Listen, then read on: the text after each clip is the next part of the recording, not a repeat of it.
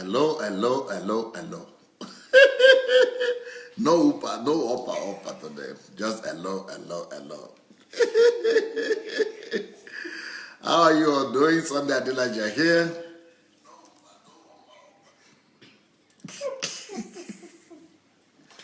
Sandey Adelaja here. Welcome everybody.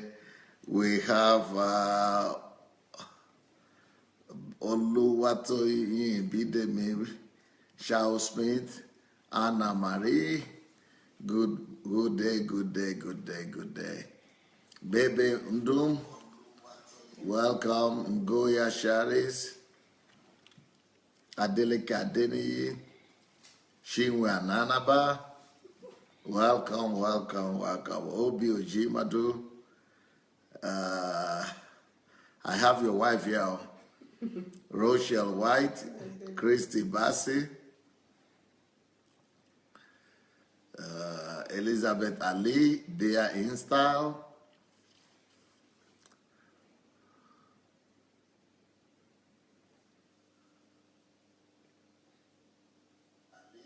Layo Charles Emmanuel,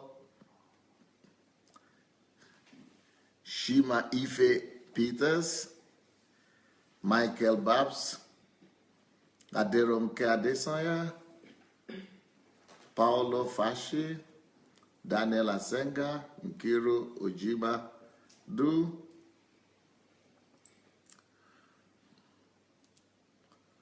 welcome everyone. Brenda Williams, Miranda Ngwafu, Anastasia McDonald, Usheshuku Amadi, Adeola Disu, Lola Sorunke, Donald Morrison, Williams Olalekan, Kehinde Agoro, Amy Bobby, Daniel Oshoma, Mashu Esong, Flem Marine,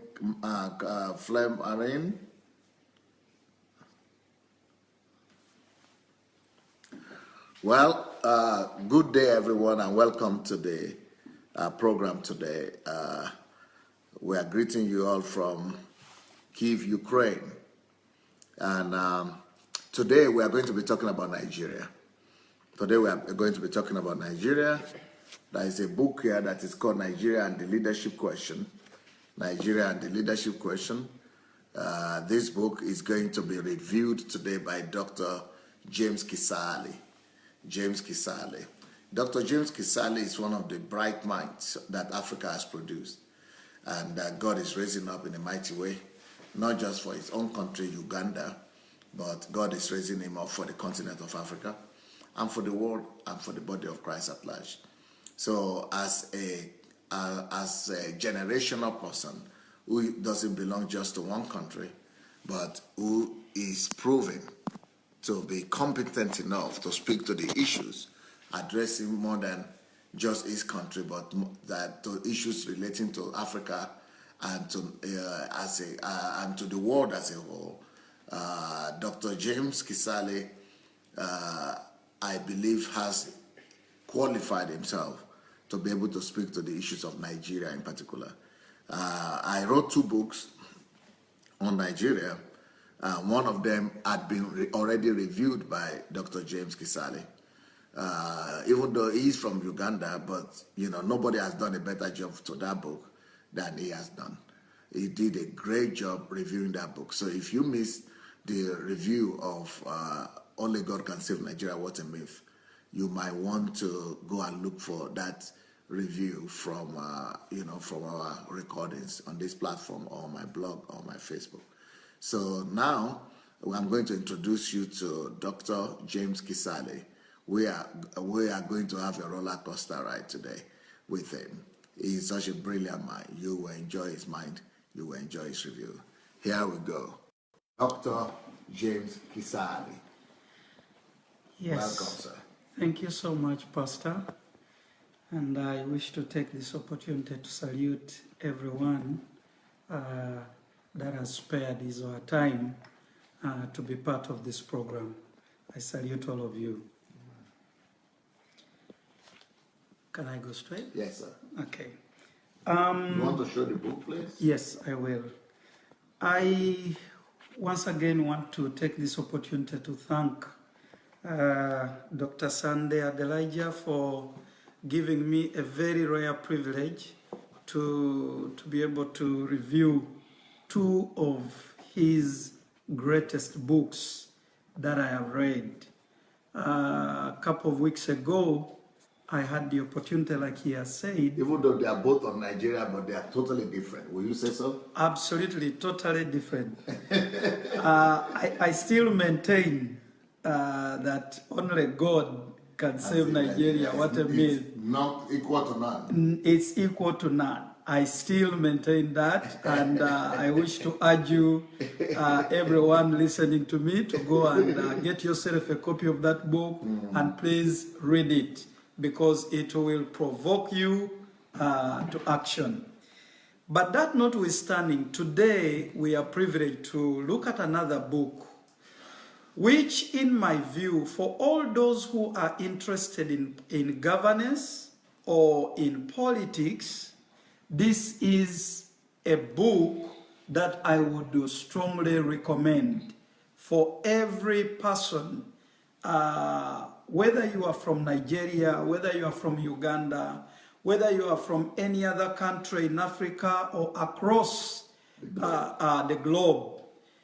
This is a book that I would recommend you to take on as your manual. And as we discuss, you will appreciate why. For anyone, I'm saying that politics. For anyone who is interested in politics, I beseech you, this is a book that you need to buy and embrace. But also too, you may not necessarily be in politics per se, but you are a citizen of Nigeria. Okay. You are a citizen of Africa. This is a book that you need. Why? Because every strong leader is only strong based on the strength of the followership of his followers. So, as a follower in a nation, you need to understand the politics and the leadership aspect of your country. And that's what this book has attempted to explain. I will begin by making this general observation that before I read this book, I was part of the general masses that are very convinced that our number one problem in Africa is leadership. Whether you go to Nigeria, whether you go to my country, Uganda, whether you go to any other country in Africa, it's very easy. You don't even need to be an expert to give your opinion on why leadership is the number one problem in Africa, because the effects of leadership are so visible that it's very easy for anyone to assume it's our biggest problem as a continent.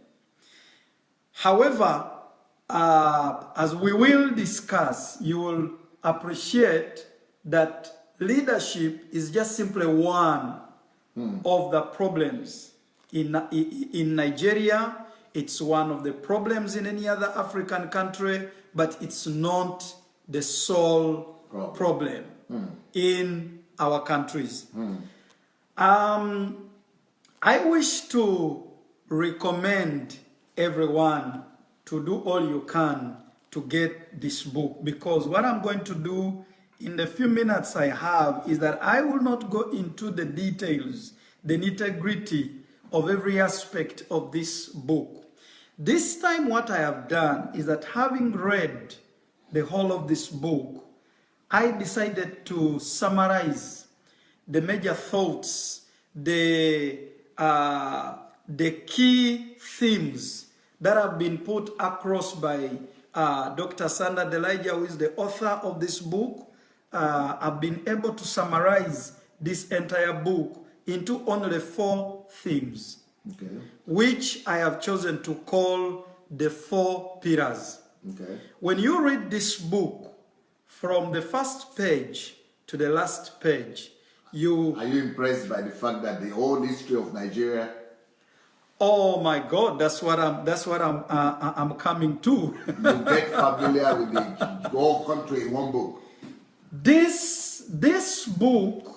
A lot of Nigerians, they said they never knew the history of the book as it came across in that book. To be honest, this book has provoked me to get back and read my own history of my country. Are you serious? I must confess to all my listeners that I'm not yet an expert in the history of my own country. Even of Uganda. Even of Uganda. I cannot say I'm an expert in it.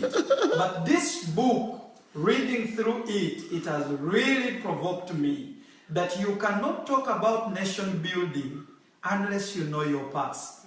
You see? You cannot talk about nation building unless you know your history. Your history. So this particular book, close to 70% of this book is really showing us where Nigeria has come from. Yes. And several of the chapters in here are talking about the history of this country, the historical aspects that took place, and that shaped the way Nigeria is today. Because if you don't know your past, you will not know your future. Absolutely. And you will not understand your present. You will not be able. If you don't know your past. In fact, Chinua Achebe makes two proverbs which, in my view, summarize the history of Nigeria. In chapter 1, he argues and says, a man who doesn't know where the rain began to beat him, and not say where he dried his body. Yes. Is that Igbo proverb?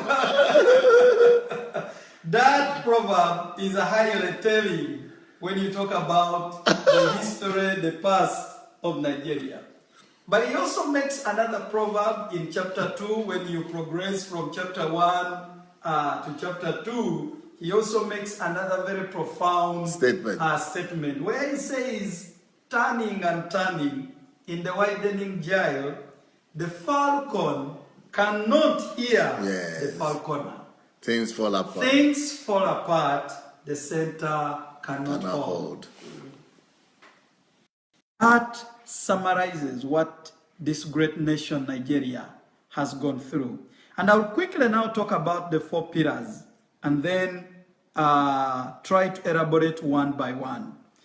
Dr. Adelaja, in writing this book, talks about 4 great themes which, in my view, are necessary to build a nation. And not just building a nation, but building a strong nation. 1 is the pillar of history. 2, the leadership of that nation, understanding it right from the beginning to the present is very critical. But number 3 is the pillar of institutions. And number 4 is the pillar of national values. I'll talk about each of those. Now, talking about the history of Nigeria, I wish to submit that any nation's history matters. Any nation's history matters. It matters in the short run, but it also matters in the long run. Because when you talk about the history of any nation, history gives a reflection of a nation's past. That's right. It also gives a reflection of the present state of a nation. But the history of a nation will also give you insight into the future of that nation. Mm-hmm. And that's why it's so critical that every leader or every citizen of Nigeria must be interested in understanding where this great nation has come from. That history is so great. Any people that willfully ignore their history, in reality, they have chosen to forfeit their inheritance. Yes. If you ignore your history, you are forfeiting your history. Your future. Sorry, your future. As I read through this book, one of the things that caught my attention, and I credit it to Dr. Sandey for being able to research and helping us appreciate the history of Nigeria. Apart from knowing that Nigeria did not begin when the British colonialists came, because sometimes as Africa, the West has tended to portray us that we only existed when they found us. So even when you read through our history, like my own history in Uganda, which I'm slightly more familiar, for example, you begin to hear that the explorers discovered Lake Victoria. They discovered River Nile. But this river existed thousands of years, even before the white man came. So, when you look at the history of Nigeria, back in my own country, in my O-level, we did bits of the history of West Africa. And so we used to study about the kingdom of the Fulani, the Benin kingdom, the Oyo kingdom. Then I now came across the Niri kingdom. Now, this is very interesting in terms of appreciating how strong, how organized these kingdoms were. And that gives you an indication that our people, even long before the British came, were a very highly organized society. So it's not that the British found Nigeria.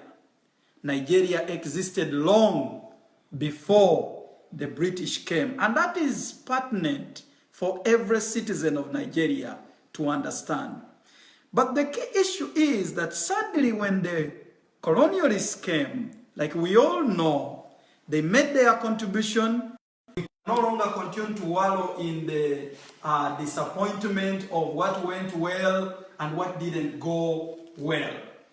But what is critical that you will be able to discover in this book is the research that has been carried out to help us appreciate that when we are looking at our African countries, the ethnicity that sometimes drives us is not the real problem. The religious inclinations that tend to drive a wedge between our people are not actually the main issue. So when you are looking at Nigeria or Uganda or South Sudan or any other country in Africa, the problem is not the many tribes that we have in our countries. It is still possible to be united in our diversity. Once we can understand that we share a common history and we have a common destiny to be able to work at. Now, there is a revelation that was given in this book by one of the British colonialists. And to me, this is what changed. Harold Smith. Oh my God. The revelation of Harold Smith totally changed my understanding of Nigeria as a country. But it also helped me to now understand Uganda. Because one of the agents of the British colony, Major Frederick Lugard, all along I knew that he was only in Uganda, but until I read this book, I discovered that this man was being deployed, was being transferred, I think, from one colonial territory to another. So he was in Uganda too? Oh, in our history books, we know him as Captain Lugard. He came in Uganda around 1894. Lord, we call him Lord Lugard. We know him there as Captain Frederick Lugard. Wow. Coming under what we used to call the British, I think it was called British Imperial East Africa. Yes. That was the company under which he was operating on, and then they come and finally colonized us. So the same gentleman, comes to Nigeria and is promoted to a major, he becomes a lord. Yeah. But then Harold Smith makes a very profound revelation here, and I'll just read a bit of it because I feel it's instructive for all citizens of Africa to appreciate this. This is on page 51 of this book. He says, I'm in my 80s now. In the past, they did not want me to say anything. I guess that's the British government. They did not want him to say anything. But now, I don't want to go to my grave without telling the truth about the atrocities perpetuated in Africa by the colonialists. So you can see he's talking about all the entire Africa. He continues on to say, our agenda was to completely exploit Africa. So every citizen of Africa must understand this. Nigeria was my duty post. When we assessed Nigeria, this was what we found in the southern region. Strength, intelligence, determination to succeed. Can you imagine that value system which the Nigerians already had? Determination to succeed, well-established history, complex but focused lifestyle, great hope and aspirations. Then he continues on to say, the East is good in business and technology. The West is good in administration and commerce, law and medicine. But it was a pity we planned our agenda to give power at all costs to the northerner. They seemed to be submissive, silly of a kind. Our mission was accomplished by destroying the opposition at all fronts. The West led in the fight for the independence and was punished for asking for freedom. They will not rule Nigeria. And he continues on. That's the West. That's the West. Now, if you do not understand that history, that past, then you're going to have challenges in appreciating why the country is the way it is up to today. And such that the political leaders have not still appreciated the fact of history. So, that's one major argument that this book puts forward, that it's important for us to appreciate our history. Okay. Pillar number 2 is to do with leadership. This book will take you through a journey of all the leaders that have led Nigeria, right from independence, actually pre-independence, to independence up to the present time. And it gives a very excellent account of how every post-colonial leader played and made his contribution to this great nation of Nigeria.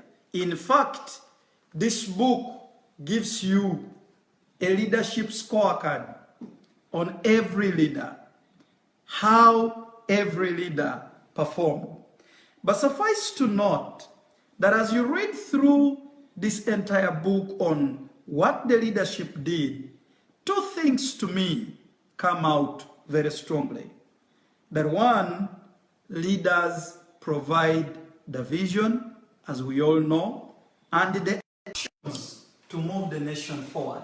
In a summary, every leader must understand that he must provide a vision of where he would want to take his country and be willing to pay the price in terms of the necessary actions to achieve that particular vision. But leaders alone are not enough. you need a responsible followership.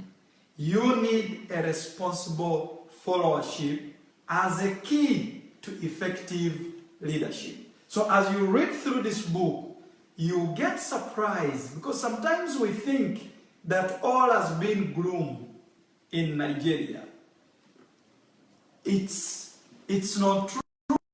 You begin to realize that Nigeria was actually blessed to have one of the best leaders that this continent has had. But unfortunately, because the citizens, the people were not prepared to receive this kind of leadership, they kind of blew away the opportunities that they had. It takes both the citizens and the political leaders to be able to govern a nation. It cannot be the leader's sole responsibility. The citizens have a role just as the overall head of the political institution has. I will not go so much into the details of that leadership. I just provoke everybody to read the book because there is a lot for us to appreciate about this particular leadership. But pillar number 3, which to me is very critical, is the issue of institutions. Institutions, building strong institutions. As you read through this book, the author puts his argument very well that every nation is only as strong as the institutions that are in place. I love what Douglas North has defined the institutions to be. He defines institutions as the humanly devised constraints that shape human interaction. When you think about an institution, you are talking about a constraint that has been put in place in order to make it possible for human interaction. So when you look at the different institutions in place in our government, that promote law and order, that promote peace, that promote a well-being of our people, that make it possible that you can do meaningful business in the country. All those different institutions, whether they are to do with accountability, whether they are to do with enforcement, whether they are to do with just day-to-day interaction of the citizens, these particular institutions are very critical. Now, Chester Arthur made a very critical observation. He argues by saying that leaders come and go. And I think that's a fact. Leaders come and go. But the facts of free institutions remain unshaken. Right. Leaders come and go, but the fabrics of free institutions remain unshaken. It doesn't matter how strong a leader is, finally he has got to go. But the institutions that have been put in place will endure. And in fact, it is these institutions, when we talk about the developed countries, for example, really, when they claim that they are developed, the whole issue they are saying is that they have institutions, they have systems, they have processes in place that help to govern the societies. In fact, I was pondering about like the Scandinavian countries. Sometimes not even easy to know who their leaders are. I wouldn't even all tell. Of Europe. I mean, yeah, the whole of Europe. I wouldn't tell who the Prime Minister of Norway is, or Denmark. Or Sweden. Or Sweden. It's not very easy to remember him. But all you know is that these countries are highly developed, they are well organized, their human development indices are so high. I mean, the state of living is so good in these countries. That is all we'll know. We know there is law and order. We know there is peace in these countries. They are some of the happiest countries in the world, going by the global, is it Indexes. yes, happiest index, you know, you will see that these are the best countries. But we don't even know their leaders. So, this book makes an argument that a leader's legacy is really to build or strengthen institutions. Yes. That's really the key issue.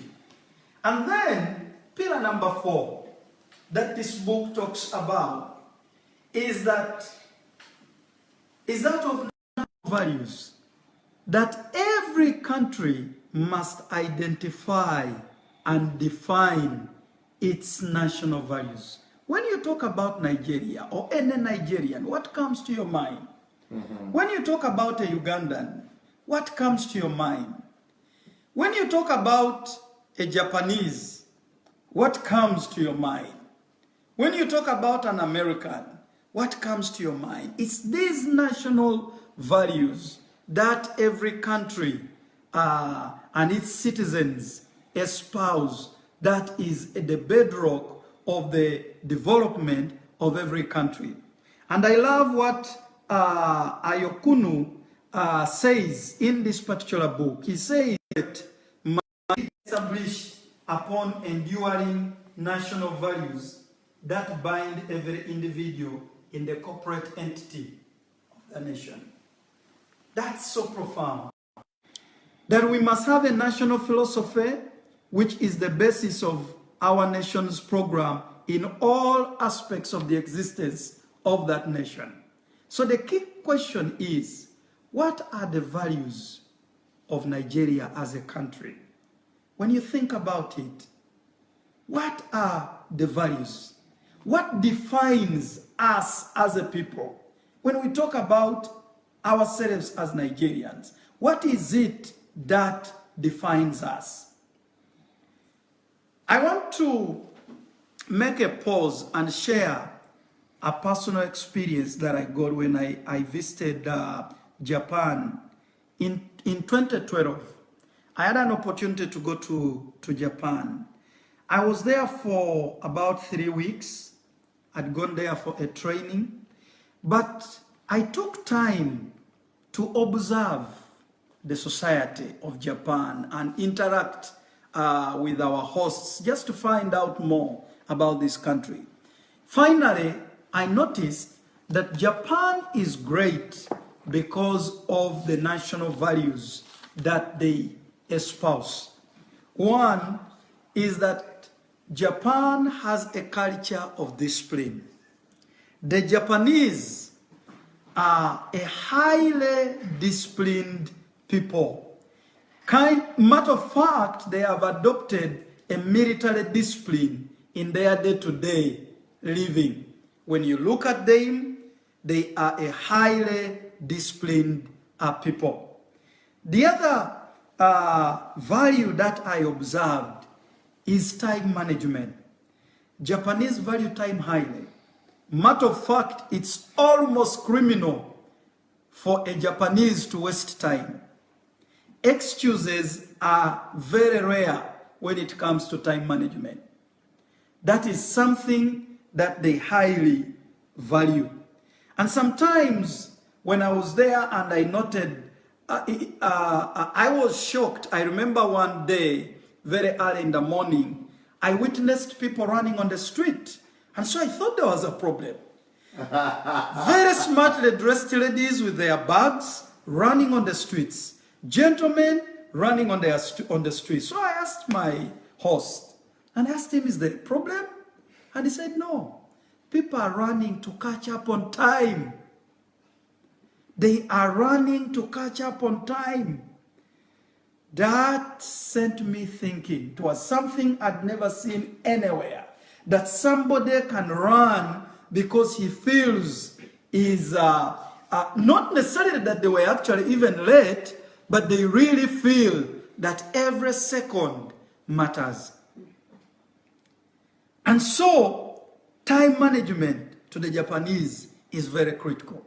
I wouldn't want to go into the details of how we have lost a lot of productivity in Africa just because we do not value time. It's been said Africa has its own time. Maybe ours is 48 hours, while the rest of the world has 24 hours. That's how sad it is. Number 3 is that the Japanese have a high level of patriotism as a national value. Patriotism is developed right at the infancy. When children have just been born, the Japanese take the trouble to inculcate the values of patriotism, the love for their country, so that as they grow up, these children begin to value and place their country above themselves as individuals. I remember again one of the Japanese hosts telling me, because I asked them, why is it that there is a high level of suicide? And they told me that with the Japanese in their culture, when they do not perform to the expectation, when they do not achieve their set goals, sometimes an individual will choose to end his life than face the shame of not having been able to achieve. I mean, just think about that. It's unbelievable. Number 4 is that they have a high level of integrity. I mean, the Japanese possess a culture of honesty, and stealing is really foreign to them. Is really foreign to them. They are very open, they are very straight. Their no is a no, their yes is a yes. I recall my Ugandan colleague who gave me his own experience of how he dropped his money, an equivalent of $4,000, as he was rushing to take a train, and a young man saw him drop the money, came, picked up this money, and followed my Ugandan colleague. They rushed through the people, entered the train, this young man following him. He reaches there and starts to communicate to him. He couldn't speak English. He was making signs to him to show him that you've lost money. Finally, my colleague realized that indeed the money he had withdrawn from his account, he had lost it. He picks the money from this young man, and on the next stage, this young man alighted. I thought about that and I was like, how many of us in Africa would do that? How many of us in Africa would do that? That's a very big challenge. Again in 2012, I read an article of a driver in Singapore who got 900,000 US dollars that had been forgotten by a couple from Thailand in his vehicle, and got all this money and took it to the company where he's an employee. And this is a 70-year-old cab driver. I read this article and I was like, my God, 900,000 US dollars, the equivalent of close to 1.1 million Singapore dollars. And he took this money intact. Now, of course, later on, they managed to trace the visitors who had forgotten their bag in the car, and they got in touch with them and they recovered all their money. Now, just imagine that happening in my country, Uganda, or in Nigeria. What would happen if you were a driver and someone left his bag in your car? What would you do with that money? It's food for thought. Somebody is asking here about leadership. You said something about leadership, and this person is saying Julius Ujelo. In my lifetime in Nigeria, the only leader I know is in America now. The only leader I know, and he was never allowed to lead this great country of Nigeria, is Chief Obafemi Awolowo. He was stopped by the powers that be. The other person that did something slightly good for the country was General Murtala Muhammad, and then he was also killed. So That's what some people are writing. Brilliant. And indeed, I agree with that observation. I didn't want to go into the details of that because it is so depressing to a very great extent when you read some of these great heroes. You would wish to ask, why wasn't Chief Awolowo given opportunity to lead this great nation of Nigeria? Because as far as I'm concerned, Africa has produced great sons. I mean, we know of the Nelson Mandelas, but until I read this book, I really didn't understand the position that Chief Obafemi would hold in Africa. But as far as I'm concerned, I think that is one of the best leaders that this continent was privileged to have. Unfortunately, he never got the opportunity to lead at a federal level, so that all the successes and all the programs, the systems that he put in place when he was a governor in the West, in the Western province, was it a province? Region. Yes, a region. In the Western region, really the country would have benefited as a whole. I mean, there are so many things that this great leader initiated that are so amazing to talk about. I mean, it's painful. It's really painful. But it's all buried now in the memory lane of history. And that's really how painful it is. You know, but I do agree with the comment of the colleague. So, the key point that I'm trying to underscore here is that national values matter. And indeed, when you read this book, you'll begin to appreciate that the shortcomings of all the political leaders and the entire citizenry was really because we've not yet defined our values as a nation. That what exactly identifies us as a country. If those values are not defined and then deliberately imposed on everybody so that we can now begin to live by them, there is no way we can move forward. That's why I was giving the example of Japan, and the reason why I'm giving it is that Japan was not always like that. At some point in history, they were also like Nigeria. But values can be borrowed. I want to say that is a good point, because now I'm writing a book that is going to be a sequence, a follow-up to this book on Nigeria and the leadership question. Yes. And that book is going to be called The Purpose, Purpose and Calling of Every Nation. The Purpose and Calling of Every Nation. And that is where I'm going to take 5 countries as an example. And I'm going to write about the value system of every country, and how every citizen can identify the value system of their countries, and how every citizen can change their country through the value system of that country. And so the book is going to be called The Purpose and the Calling and Purpose of Every the Purpose and Calling of Every Country. And I think by early next year, I should be able to release that book. I'm going to talk about United States of America, the values of the country, and what the countries could do to reclaim back their country.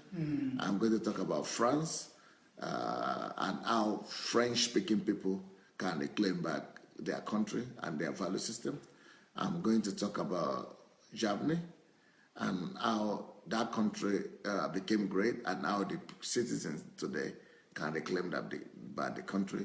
Maybe I will talk about England as well, and why England became great, and how it became great, and all countries of the world. And I'm going to give people the keys to reclaiming back their countries. It's going to be called Purpose and Calling of Every Nation. That will be powerful, and I look forward to reading that book, because I am a very firm believer that values or culture for that matter is really what separates the developed countries and the undeveloped countries. I mean, many of my listeners may be aware that in 1904, Max Weber came up with what he termed the Protestant values and the spirit of capitalism. He took time to study why Western Europe had greatly developed, and he discovered that the Protestant values that they embraced,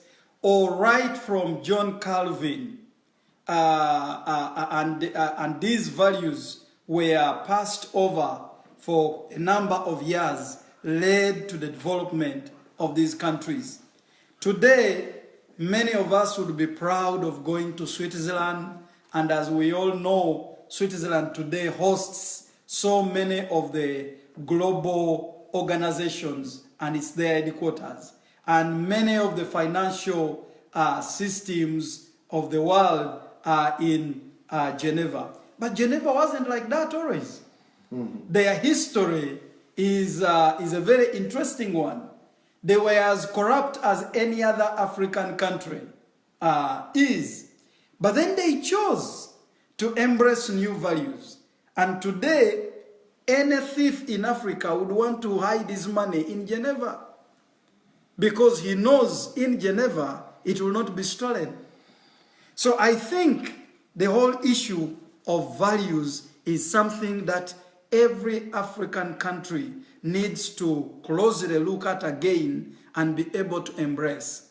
The tiger Asian countries, we all like to talk about, but the truth is, they simply embraced a new value system that their people adopted, and today all we can do is to admire them. South Korea wasn't the way it is today, nor was Singapore. We've already talked about Japan. Even China itself, they have been able to mix the Protestant values from Western Europe, mix them with their Confucian values, and today China is skyrocketing in terms of its development because they have embraced a new value system. So to me, that's very important. Now, I want to make a final summary of this book by showing by making a proposal. I call it a theory, in my view, that for any nation, whether Nigeria, whether Uganda, or any other nation, to be able to develop, they must be able to define what I have called the leadership hedgehog. The leadership hedgehog. In this particular case, because we are looking at Nigeria, I'm calling it Nigeria's leadership hedgehog. And I'm going to show it to our viewers. The whole concept of a hedgehog is a concept that I've borrowed from Jim Collins' book, Good to Great, where Jim Collins writes showing how companies can move from just being good to being great. So in that book, he introduces the concept of a hedgehog, where he says that for any company, any business company, to really make the leap from simply being good to being great, that organization must have a deep understanding of an intersection of three circles. What that organization is very passionate in doing. 2, what it can be the best at in the world, and also being able to identify its economic engine. The intersection of those three circles is what Jim Collins calls the hedgehog. Now, in this particular aspect of Nigeria, we have 4 pillars that we are talking about.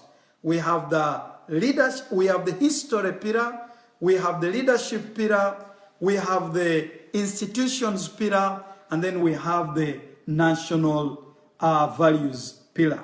My argument is that if we chose to have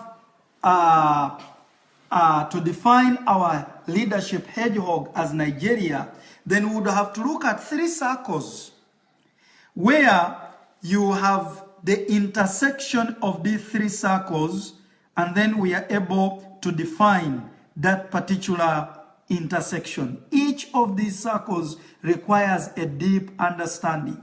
Now, one circle represents the history of Nigeria, meaning that every leader must have a deep understanding of the history of Nigeria. But also the other circle is represented by leadership, that you must have a deep understanding of how leadership has played out in the country from independence to today. But number 3, that the other circle is of the national values, that there must be a deep understanding of what our values are as a nation. Now, in my view, the intersection of these 3 circles, the history, the leadership, and the values, will give you what I'm defining as the institutions. The institutions is what I am regarding as the intersection of the 3 circles. Because in my view, having read this whole book and understood it, my argument is that the institutions come supreme, come top. So they become the intersection of the 3 circles. So if you are talking about Nigeria as a country, you are going to have to look at the history, the leadership, the values, and then all these 3 are actually contributing to the building of strong institutions that remain in the nation. And if this particular theory that I'm proposing here was to be reflected in form of a house, what I would call a leadership house, then you'd be having something of this nature. That when we talk about, okay. Yes, is it visible? Mm-hmm. Yes, from the other 3 circles, I am now presenting it in form of what I'm calling the leadership housing model, where you have a house. If Nigeria was a house, the foundation would not be seen. Yeah. But that foundation is actually the national values. That house, to be strong, will be founded on those values. Mm-hmm. But then it has the pillars. One of the pillars is its history. The other pillar is its leadership. But then it has a roof, which is the institutions. Because the roof is the most visible aspect of every house. That even when you are from a distance, you can easily see the roof. People will see the institutions. The institutions will reflect what this country is. So to me, my argument is for us to be able to build a strong Nigeria, a strong Uganda, a strong Africa, my thesis is we must be interested in the history, in the values, in the leadership, and all these finally helping us to build the institutions that hold our country together. That's my whole summary of this book.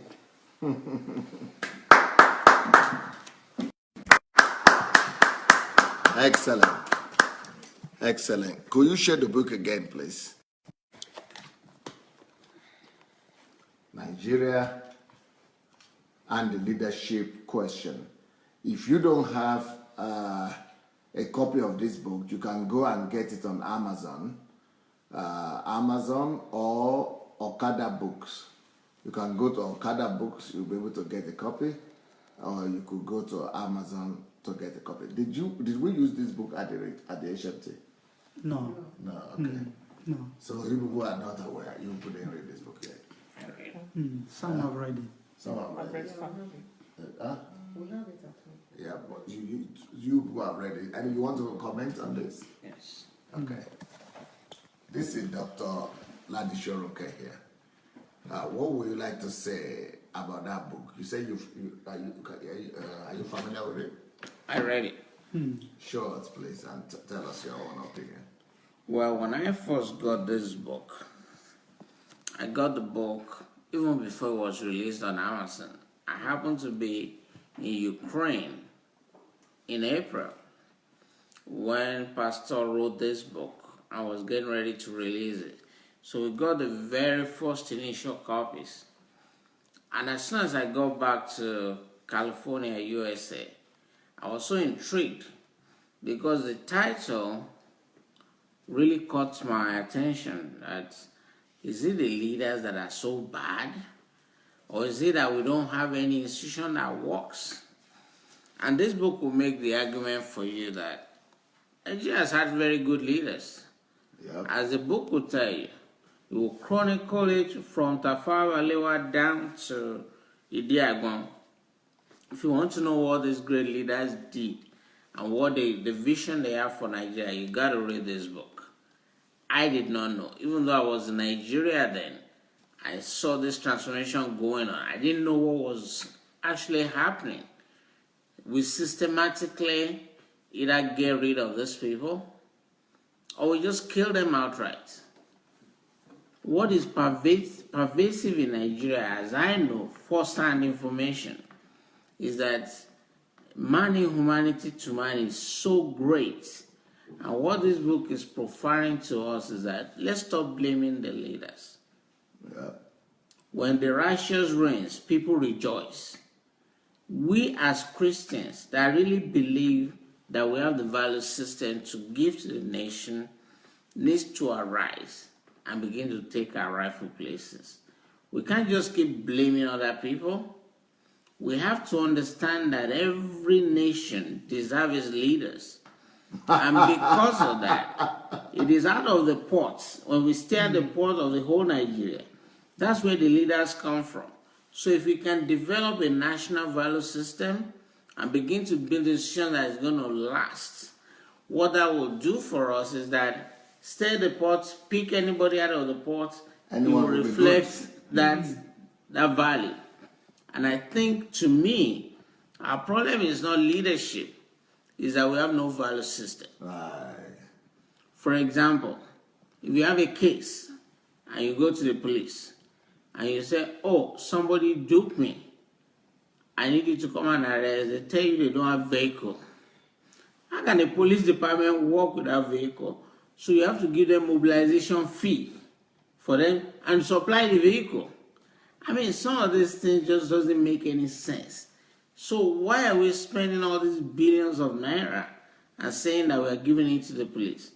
That's just an example. But this book, if you have not read it, please, I beg you, as a Nigerian that wants to see progress, you need to get a copy. I've read it once. I'm going to pick it up again and reread it. And I just pray that every one of us that want to see the progress of Nigeria actually get a copy. If I have the money, I will give every Nigerian leader a copy of this book. Thank you, Pastor, for writing it. Thank you. Would you like to say a few words about that? Yes, my name is Lola Shironke, and I also had the wonderful opportunity of getting this book way before it was open to the public. Nigeria and the Leadership Question. Of course, when you read it, you wonder, you say, of course, we have bad leaders and all the rest of it. But of course, if you read it, you will find out that we actually do have some good leaders, but we do have other issues. It's not just leadership, but there are other factors. But you know, one of the most interesting things, and thank you very much, Dr. James, because he mentioned something that I was absolutely curious about when I read the book. Dr. James told us that if Nigeria were a house, that the foundations would have been the values. And as I was reading this book, I got the history part that actually when Nigeria started up, when they wanted to put Nigeria as a country, the actual foundation, the reason for why they put it together was faulted already. It wasn't built on good values. It was actually built on corrupt and bad values.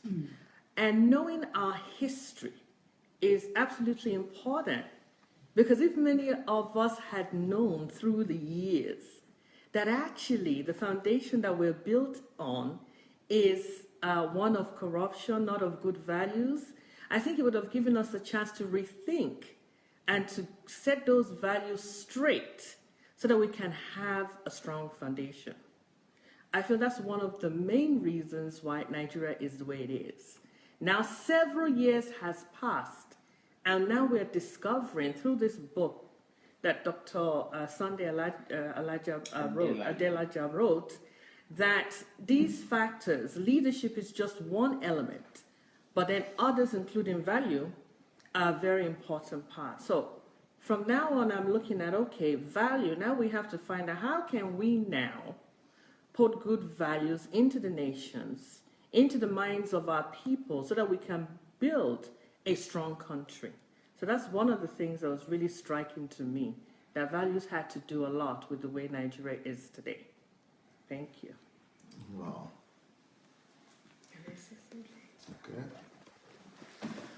Hello everyone, my name is Nkiro Jimadu, and I happen to have this book too. And just like Mama Shoronke said, values, our values in Nigeria is, that's where we have to start. And that is why I love the presentation that we did yesterday at HMT concerning trying to treat the problem from the root. Like Pastor said, that there's going to be, is it 3 months or 3 years of, 3 years of teaching to, to help change the people's mindset and the values that we follow. And another thing is knowing that our past, knowing the history, because I'm not too much into history. So I learned a lot from this book to know my own history. You know, most of us, we are into every other thing, but even when I was in school, I hated history. But the book helped me to know a lot of things about my country. And if we were like that, if we were that good before, we can do that again. It shows that it's doable. It shows that we can change if we have the right leaders and good followers that are willing to follow what have been taught. Thank you. Thank you so much. Thank you, thank you, thank you. All right. Well. The book is on Amazon. So many things I can say about this book. My head is just full. Every page of the book is coming back to me.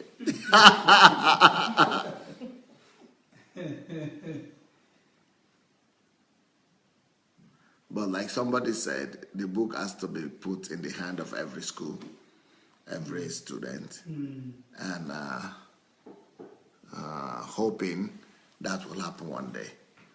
Well, let me ask you people this. Is the effort of me sitting down to put this book together, is it worth it anyhow? Will you say that it's worth the effort?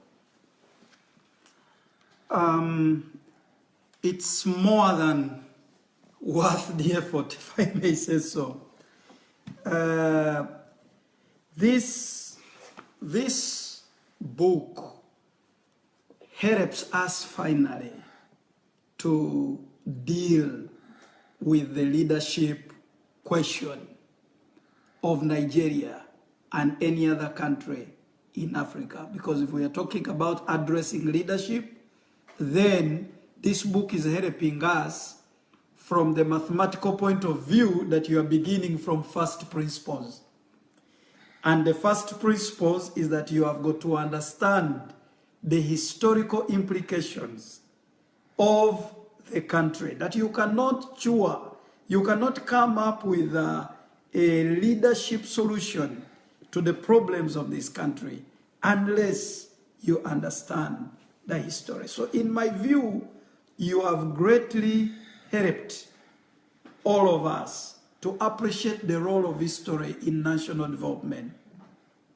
I think, to me, that is the biggest contribution of this book, helping us to understand the role of history in national development. At least at a personal level, I'm going back to read my history, to read the history of my country and understand it. And now begin also to read the history of different countries of Africa, because I realize it helps us to be able to be well informed as we make decisions that will help our masses. What would you say about that question? Well, I really want to thank you, like I said before, for writing the book.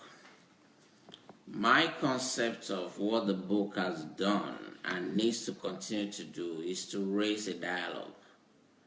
Just like we discuss other issues about corruption and things, the issues in this book needs to be discussed. I was reading some of the comments people are making online.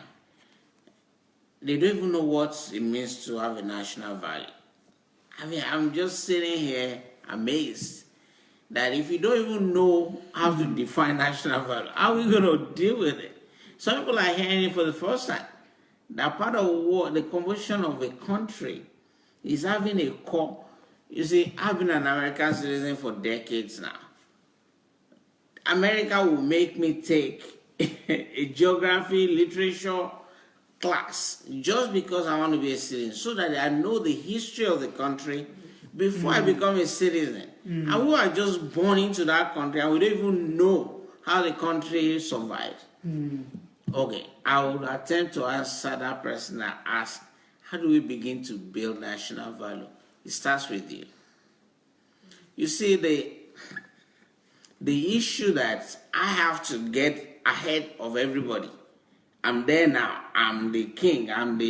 So I will take as much of the cake as I can. It needs to stop. That's not a value system. Nobody goes to the grave with millions of dollars. You're going to leave it here. So begin from the fact that, number one, you're going to die poor. But your life, God has given you your life and your influence to influence other people. Start living for other people. Not just me, and I. The more you add value to other people, that is, allow other people to even rise above you, the more God is going to bless you. And I'm not talking about waiting for some religious blessing. I'm talking about, if you want to get ahead, you have to bless so many people. If you are producing pin, and that pin is needed by 1,000 people, and you sell it for a penny, that means you make 1,000 pennies. Let's begin to reason that way.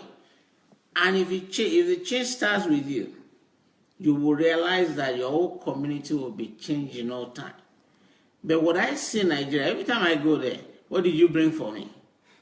I was at the airport one day with one of my wife's friends in Abuja.